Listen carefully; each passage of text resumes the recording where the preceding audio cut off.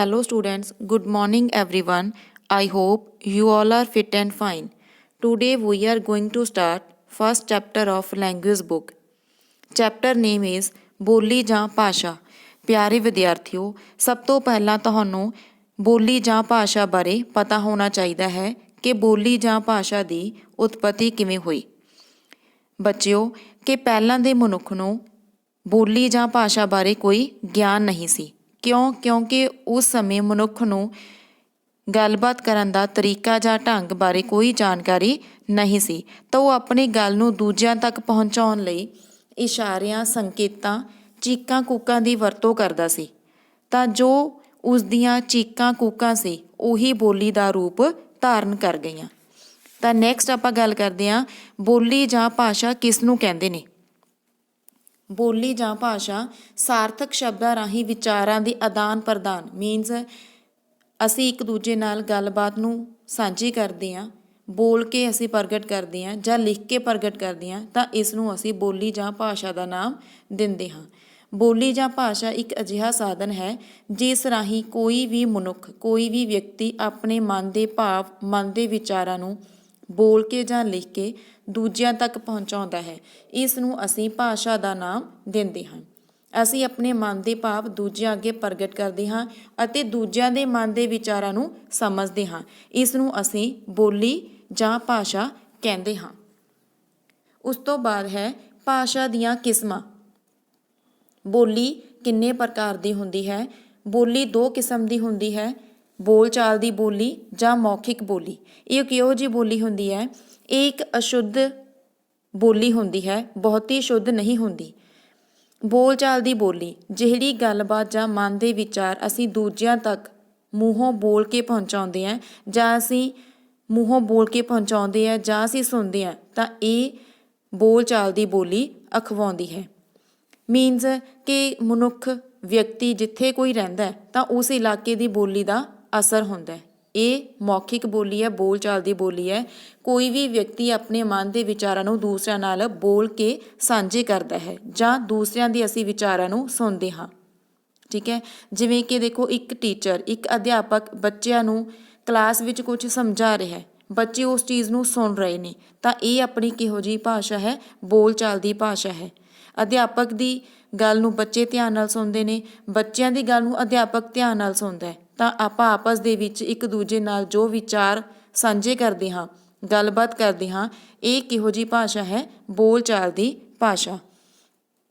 ਦੂਸਰੀ ਕਿਸਮ ਹੈ ਲਿਖਤੀ ਜਾਂ ਟਕਸਾਲੀ ਬੋਲੀ। ਇਸ ਨੂੰ ਅਸੀਂ ਸਾਹਿਤਕ ਬੋਲੀ ਵੀ ਕਹਿੰਦੇ ਹਾਂ। ਲਿਖਤੀ ਜਾਂ ਟਕਸਾਲੀ ਬੋਲੀ ਕਿਹੜੀ ਭਾਸ਼ਾ ਹੁੰਦੀ ਹੈ, ਜਿਹੜੀ ਗੱਲਬਾਤ ਜਾਂ ਸੁਨੇਹਾ ਅਸੀਂ ਕਿਸੇ ਤੱਕ ਅਸੀਂ ਕੋਈ ਗੱਲਬਾਤ ਨੂੰ ਲਿਖ ਕੇ ਪਹੁੰਚਾਉਂਦੇ ਹਾਂ, ਕੋਈ ਸੁਨੇਹਾ ਪਹੁੰਚਾਉਂਦੇ ਹਾਂ, ਕੁਛ ਵੀ ਲਿਖਦੇ ਹਾਂ, ਤਾਂ ਇਸ ਨੂੰ ਲਿਖਤੀ ਜਾਂ ਟਕਸਾਲੀ ਬੋਲੀ ਕਿਹਾ ਜਾਂਦਾ ਹੈ। ਇਹ ਇੱਕ ਸ਼ੁੱਧ ਭਾਸ਼ਾ ਹੁੰਦੀ ਹੈ, ਮਿਆਰੀ ਭਾਸ਼ਾ ਹੁੰਦੀ ਹੈ। ਕਿਉਂ ਹੁੰਦੀ ਹੈ?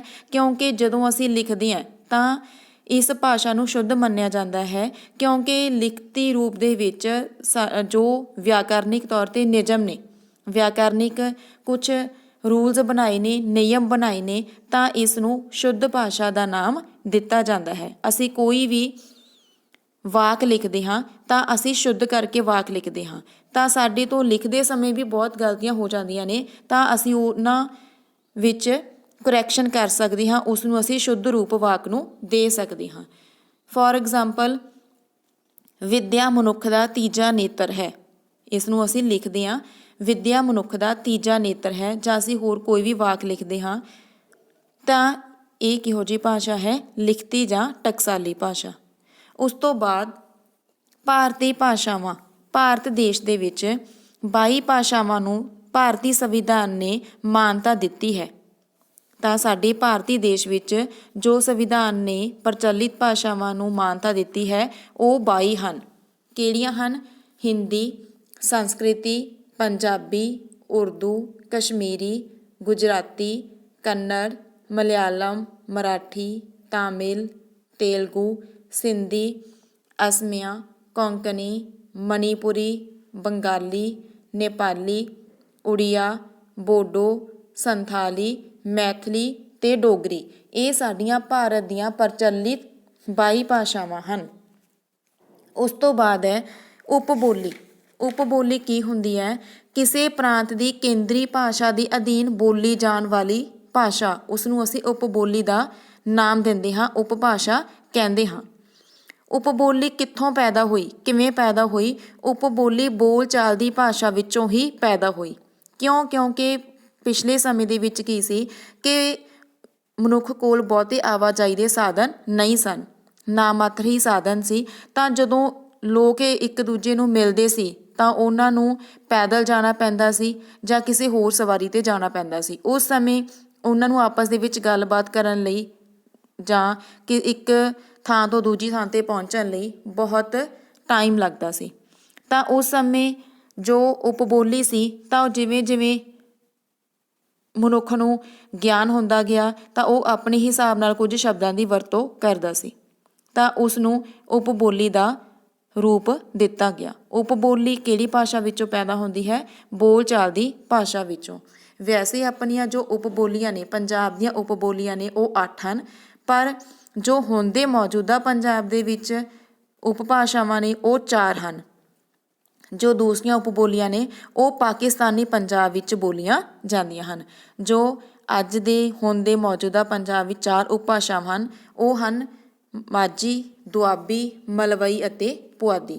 ਜੋ ਪੋਠੋਹਾਰੀ, ਮੁਲਤਾਨੀ, ਡੋਗਰੀ ਅਤੇ ਪਟਿਆਲੀ ਭਾਸ਼ਾਵਾਂ ਨੇ, ਉਪਭਾਸ਼ਾਵਾਂ ਨੇ, ਉਹ ਸਾਡੀਆਂ ਪਾਕਿਸਤਾਨੀ ਪੰਜਾਬੀ ਦੀਆਂ ਹਨ। ਦੁਆਬੀ, ਮਾਝੀ, ਮਲਵਈ ਅਤੇ ਪੁਆਧੀ ਇਹ ਸਾਡੀਆਂ ਮੌਜੂਦਾ ਪੰਜਾਬ ਵਿੱਚ 4 ਉਪਭਾਸ਼ਾਵਾਂ ਬੋਲੀਆਂ ਜਾਂਦੀਆਂ ਹਨ। ਤਾਂ ਨੈਕਸਟ ਅਸੀਂ ਇੱਕ ਉਪਭਾਸ਼ਾ ਦੀ ਗੱਲ ਕਰਦੇ ਹਾਂ। ਸਭ ਤੋਂ ਪਹਿਲਾਂ ਮਾਝੀ। ਮਾਝੀ ਕਿਹੋ ਜਿਹੀ ਭਾਸ਼ਾ ਹੈ ਕਿ ਇਹ ਅੰਮ੍ਰਿਤਸਰ, ਬਟਾਲਾ, ਬਿਆਸ, ਤਰਨਤਾਰਨ, ਗੁਰਦਾਸਪੁਰ, ਪਠਾਨਕੋਟ ਇਹਨਾਂ ਜ਼ਿਲ੍ਹਿਆਂ ਵਿੱਚ ਬੋਲੀ ਜਾਂਦੀ ਹੈ। ਇੱਥੋਂ ਦੇ ਜਿਹੜੇ ਲੋਕ ਨੇ, ਭਾਸ਼ਾਵਾਂ ਸਾਰੀਆਂ ਇੱਕੋ ਜਿਹੀਆਂ ਨੇ, ਉਪਭਾਸ਼ਾਵਾਂ ਸਾਰੀਆਂ ਇੱਕੋ ਜਿਹੀਆਂ ਨੇ, ਪਰ ਕੁਝ ਇਲਾਕੇ ਦੇ ਮੁਤਾਬਿਕ ਸ਼ਬਦਾਂ ਦੀ, ਮਤਲਬ ਕਿ ਹਰ ਇਲਾਕੇ ਦੇ ਲੋਕ ਆਪਣੀ ਆਪਣੀ ਭਾਸ਼ਾ ਦੀ ਵਰਤੋਂ ਕਰਦੇ ਨੇ, ਆਪਣੇ ਆਪਣੇ ਸ਼ਬਦਾਂ ਦੀ ਵਰਤੋਂ ਕਰਦੇ ਨੇ। ਉਹਨਾਂ ਸ਼ਬਦਾਂ ਦੀ ਵਰਤੋਂ ਦੇ ਨਾਲ ਹੀ ਥੋੜ੍ਹਾ ਫਰਕ ਹੀ ਉਪਭਾਸ਼ਾਵਾਂ ਹਨ। ਤਾਂ ਮਾਝੇ ਦੇ ਲੋਕ ਨੇ ਉਹ ਰਿੱਝਾਂ ਨੂੰ ਰਿੱਧਾ ਕਹਿੰਦੇ ਨੇ, ਗੁੱਜਾਂ ਨੂੰ ਗੁੱਦਾ ਕਹਿੰਦੇ ਨੇ, ਦੇਖਿਆ ਨੂੰ ਡਿੱਠਾ ਬੋਲਦੇ ਨੇ, ਹਾਂ ਨੂੰ ਉਹ ਆਹੋ ਸ਼ਬਦ। ਮੀਨਸ ਕਿ ਇੰਨਾ ਕੁਝ ਕੁ ਸ਼ਬਦਾਂ ਦਾ ਫਰਕ ਹੈ ਤਾਂ ਉਹ ਇਹਨਾਂ ਸ਼ਬਦਾਂ ਵਿੱਚ ਬਦਲ ਕੇ ਬੋਲਦੇ ਨੇ। ਤਾਂ ਇਸ ਇਲਾਕੇ ਦੀ ਜੋ ਉਪਭਾਸ਼ਾ ਹੈ ਉਸ ਨੂੰ ਅਸੀਂ ਮਾਝੀ ਉਪਭਾਸ਼ਾ ਦਾ ਨਾਮ ਦਿੰਦੇ ਹਾਂ। ਉਸ ਤੋਂ ਬਾਅਦ ਹੈ ਸੈਕਿੰਡ ਉਪਭਾਸ਼ਾ ਦੁਆਬੀ। ਦੁਆਬੀ ਉਪਭਾਸ਼ਾ ਹੈ ਇਹ ਇੱਥੋਂ ਦੇ ਜਿਹੜੇ ਲੋਕ ਹੈ ਉਹ ਵਾਵੇ ਨੂੰ ਬੱਬਾ ਬੋਲਦੇ ਨੇ। ਜਿਵੇਂ ਕਿ ਆਪਾਂ ਬਹੁਟੀ ਸ਼ਬਦ ਬੋਲਦੇ ਹਾਂ, ਬਹੁਟੀ, ਵਾਵਾ ਹਾਹੀ ਔਂਕੜ ਟੈਂਕੀ ਨੂੰ ਵਿਹਾਰੀ। ਪਰ ਜੋ ਦੁਆਬੇ ਇਲਾਕੇ ਦੇ ਲੋਕ ਨੇ ਇਹ ਵਾਵੇ ਨੂੰ ਬੱਬਾ ਅੱਖਰ ਨਾਲ ਬੋਲਦੇ ਨੇ। ਬਹੁਟੀ, ਬੱਬਾ ਹਾਹੀ ਔਂਕੜ ਟੈਂਕੀ ਨੂੰ ਵਿਹਾਰੀ। ਆਪਾਂ ਬੋਲਦੇ ਹਾਂ ਵਾਜਾ, ਵਾਜਾ ਨੂੰ ਇਹ ਬਾਜਾ ਬੋਲਦੇ ਨੇ, ਵੱਟਾਂ ਨੂੰ ਇਹ ਬੱਟਾ ਬੋਲਦੇ ਨੇ। ਤਾਂ ਇਸ ਇਲਾਕੇ ਦੇ ਵਿੱਚ ਸ਼ਹਿਰ ਕਿਹੜੇ ਸ਼ਾਮਿਲ ਨੇ? ਜਲੰਧਰ, ਨਵਾਂ ਸ਼ਹਿਰ, ਫਗਵਾੜਾ, ਨਕੋਦਰ, ਕਪੂਰਥਲਾ, ਹੁਸ਼ਿਆਰਪੁਰ, ਸੁਲਤਾਨਪੁਰ, ਫਿਲੌਰ, ਮੁਕੇਰੀਆ ਅਤੇ ਦਸੂਹਾ। ਇੱਥੋਂ ਦੇ ਇਸ ਇਲਾਕੇ ਦੇ ਲੋਕ ਵਾਵੇ ਦੀ ਥਾਂ 'ਤੇ ਬੱਬਾ ਅੱਖਰ ਵਰਤਦੇ ਨੇ ਔਰ ਸੱਸੇ ਪੈਰ ਬਿੰਦੀ ਦੀ ਥਾਂ 'ਤੇ ਸ਼ ਦੀ ਵਰਤੋਂ ਕਰਦੇ ਨੇ। ਨੈਕਸਟ ਉਪਭਾਸ਼ਾ ਹੈ ਮਲਵਈ। ਮਲਵਈ ਇਲਾਕੇ ਦੇ ਵਿੱਚ ਫਿਰੋਜ਼ਪੁਰ, ਬਠਿੰਡਾ, ਮਾਨਸਾ, ਸੰਗਰੂਰ, ਫਰੀਦਕੋਟ, ਮੁਕਤਸਰ, ਬਰਨਾਲਾ, ਲੁਧਿਆਣਾ, ਪਟਿਆਲਾ, ਮੋਗਾ ਆਦਿ ਜ਼ਿਲ੍ਹੇ ਸ਼ਾਮਿਲ ਹਨ। ਇਸ ਇਲਾਕੇ ਦੇ ਲੋਕ ਐਵੇਂ ਨੂੰ ਐਵੇਂ ਬੋਲਦੇ ਨੇ। ਇਹਨਾਂ ਵਿੱਚ ਵੀ ਕੁਝ ਕੁ ਸ਼ਬਦਾਂ ਦਾ ਫਰਕ ਹੈ। ਐਵੇਂ ਨੂੰ ਐਵੇਂ ਬੋਲਦੇ ਨੇ, ਜਾਵਾ ਨੂੰ ਜਾਵਾਂ ਬੋਲਦੇ ਨੇ, ਭਾਈ ਨੂੰ ਬਾਈ, ਮਤਲਬ ਇਹੋ ਜਿਹੇ ਸ਼ਬਦਾਂ ਦਾ ਇਹ ਉਚਾਰਨ ਕਰਦੇ ਨੇ। ਨੈਕਸਟ ਫੋਰਥ ਉਪਭਾਸ਼ਾ ਹੈ ਪੁਆਧੀ। ਪੁਆਧੀ ਇਲਾਕੇ ਦੇ ਲੋਕ, ਇਹਨਾਂ ਵਿੱਚ ਰੋਪੜ, ਮੁਹਾਲੀ, ਅੰਬਾਲਾ, ਪਟਿਆਲਾ ਦੇ ਕੁਝ ਕੁ ਹਿੱਸੇ ਸ਼ਾਮਿਲ ਨੇ। ਇਸ ਇਲਾਕੇ ਦੇ ਲੋਕ ਸੱਸੇ ਦੀ ਥਾਂ 'ਤੇ ਇਹ ਤੱਤੇ ਦੀ ਵਰਤੋਂ ਕਰਦੇ ਨੇ। ਜਿਵੇਂ ਕਿ ਮੈਂ ਸਕੂਲ ਗਿਆ ਸੀ ਤਾਂ ਇਹ ਬੋਲਣਗੇ ਮੈਂ ਸਕੂਲ ਗਿਆ ਤੀ। ਠੀਕ ਹੈ, ਮੈਂ ਗਿਆ ਸੀ, ਮੈਂ ਗਿਆ ਤੀ, ਇਹ ਸੀ ਦੀ ਥਾਂ 'ਤੇ ਤੀ ਦੀ ਵਰਤੋਂ ਕਰਦੇ ਨੇ। ਸਾਨੂੰ ਦੀ ਥਾਂ 'ਤੇ ਇਹ ਹਸਾਨੂੰ ਬੋਲਦੇ ਨੇ। ਆਪਾਂ ਕਹਿੰਦੇ ਹਾਂ ਤੁਸੀਂ ਕਿਸ ਲਈ ਗਏ ਸੀ, ਤੁਸੀਂ ਕਾਹਤੇ ਗਏ ਸੀ। ਲੜਕੀ ਨੂੰ ਇਹ ਛੋਕਰੀ। ਕਿ ਕੁਝ ਕੁ ਸ਼ਬਦਾਂ ਦੇ ਫਰਕ ਨਾਲ ਹਰ ਇਲਾਕੇ ਦੀ ਆਪਣੀ ਆਪਣੀ ਉਪਭਾਸ਼ਾ ਹੈ। ਤਾਂ ਇਹ ਸੀ ਸਾਡੇ ਪੰਜਾਬ ਦੀਆਂ ਮੌਜੂਦਾ ਪੰਜਾਬ ਦੀਆਂ 4 ਉਪਭਾਸ਼ਾਵਾਂ ਦੁਆਬੀ, ਮਾਝੀ, ਮਲਵਈ ਅਤੇ ਪੁਆਧੀ। ਉਸ ਤੋਂ ਬਾਅਦ ਗੱਲ ਕਰਦੇ ਹਾਂ ਰਾਸ਼ਟਰੀ ਭਾਸ਼ਾਵਾਂ, ਜੋ ਸਾਡੇ ਪੰਜਾਬ ਵਿੱਚ ਬੋਲੀਆਂ ਜਾਂਦੀਆਂ ਭਾਸ਼ਾਵਾਂ ਨੇ। ਪੰਜਾਬ ਵਿੱਚ 3 ਭਾਸ਼ਾਵਾਂ ਕਿਉਂ ਬੋਲੀਆਂ ਜਾਂਦੀਆਂ ਨੇ? 3 ਭਾਸ਼ਾਵਾਂ ਪੰਜਾਬੀ, ਹਿੰਦੀ ਅਤੇ ਅੰਗਰੇਜ਼ੀ। ਜਿਹੜੀ ਪੰਜਾਬੀ ਭਾਸ਼ਾ ਹੈ ਇਹ ਸਾਡੀ ਮਾਤ ਭਾਸ਼ਾ ਹੈ, ਪੰਜਾਬੀਆਂ ਦੀ ਮਾਤ ਭਾਸ਼ਾ ਹੈ। ਮਾਤ ਭਾਸ਼ਾ ਕਿਹੜੀ ਹੁੰਦੀ ਹੈ? ਉਹ ਭਾਸ਼ਾ ਜੋ ਜਨਮ ਸਮੇਂ ਬੱਚਾ ਆਪਣੀ ਮਾਂ ਕੋਲੋਂ ਸਿੱਖਦਾ ਹੈ।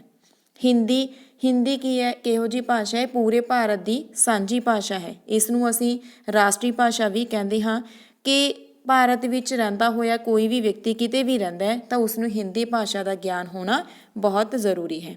ਅੰਗਰੇਜ਼ੀ ਭਾਸ਼ਾ, ਅੰਗਰੇਜ਼ੀ ਕੀ ਹੈ ਕਿ ਦੂਸਰੇ ਦੇਸ਼ਾਂ ਨਾਲ, ਕਿ ਭਾਰਤ ਦੇਸ਼ ਦੇ ਵਿੱਚ ਅਸੀਂ ਰਹਿੰਦੇ ਹਾਂ, ਸਾਨੂੰ ਦੂਸਰੇ ਦੇਸ਼ਾਂ ਨਾਲ ਸੰਬੰਧ ਬਣਾਉਣ ਲਈ ਅੰਗਰੇਜ਼ੀ ਬੋਲਣੀ ਸਿੱਖਣੀ ਬਹੁਤ ਜ਼ਰੂਰੀ ਹੈ। ਇਸ ਨੂੰ ਅਸੀਂ ਅੰਤਰਰਾਸ਼ਟਰੀ ਭਾਸ਼ਾ ਵੀ ਕਹਿੰਦੇ ਹਾਂ।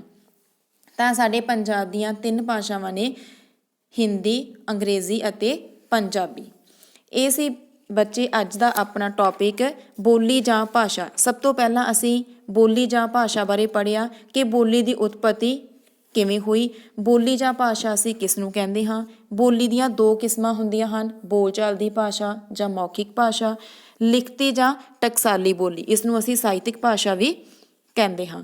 ਉਸ ਤੋਂ ਬਾਅਦ ਹੈ ਉਪਬੋਲੀ। ਉਪਬੋਲੀ ਹੈ ਉਹ ਬੋਲਚਾਲ ਦੀ ਭਾਸ਼ਾ ਵਿੱਚੋਂ ਪੈਦਾ ਹੋਈ ਹੈ। ਜੋ ਸਾਡੇ ਅੱਜ ਦੇ ਪੰਜਾਬ ਦੀਆਂ 4 ਉਪਭਾਸ਼ਾਵਾਂ ਹਨ ਉਹ 4 ਹਨ, ਦੁਆਬੀ, ਮਾਝੀ, ਮਲਵਈ ਅਤੇ ਪੁਆਧੀ। ਭਾਰਤ ਦੇਸ਼ ਵਿੱਚ ਜੋ ਪ੍ਰਚਲਿਤ ਭਾਸ਼ਾਵਾਂ ਨੇ, ਭਾਰਤੀ ਸੰਵਿਧਾਨ ਨੇ ਭਾਰਤ ਦੇਸ਼ ਵਿੱਚ 22 ਭਾਸ਼ਾਵਾਂ ਨੂੰ ਮਾਨਤਾ ਦਿੱਤੀ ਹੈ। ਉਸ ਤੋਂ ਬਾਅਦ ਪੜ੍ਹਿਆ ਪੰਜਾਬ ਵਿੱਚ ਬੋਲੀਆਂ ਜਾਂਦੀਆਂ 3 ਭਾਸ਼ਾਵਾਂ ਪੰਜਾਬੀ, ਹਿੰਦੀ ਅਤੇ ਅੰਗਰੇਜ਼ੀ। ਇਹਨਾਂ ਤੋਂ ਇਲਾਵਾ ਪੰਜਾਬ ਵਿੱਚ ਕੁਝ ਇਲਾਕਿਆਂ ਵਿੱਚ 2 ਭਾਸ਼ਾਵਾਂ ਦੀ ਹੋਰ ਵਰਤੋਂ ਵੀ ਕੀਤੀ ਜਾਂਦੀ ਹੈ। ਉਹ ਭਾਸ਼ਾਵਾਂ ਹਨ ਉਰਦੂ ਅਤੇ ਸੰਸਕ੍ਰਿਤ। ਇਹਨਾਂ ਨੂੰ ਅਸੀਂ ਵਾਧੂ ਵਿਸ਼ੇ ਦੇ ਤੌਰ 'ਤੇ, ਐਡੀਸ਼ਨਲ ਤੌਰ 'ਤੇ ਅਸੀਂ ਇਹਨਾਂ ਨੂੰ ਲਿਖ ਸਕਦੇ ਹਾਂ, ਬੋਲ ਸਕਦੇ ਹਾਂ। ਤਾਂ ਇਹ ਸੀ ਆਪਣਾ ਟੌਪਿਕ ਬੋਲੀ ਜਾਂ ਭਾਸ਼ਾ। Now you will read this chapter from your language book. Okay, thank you. Have a nice day.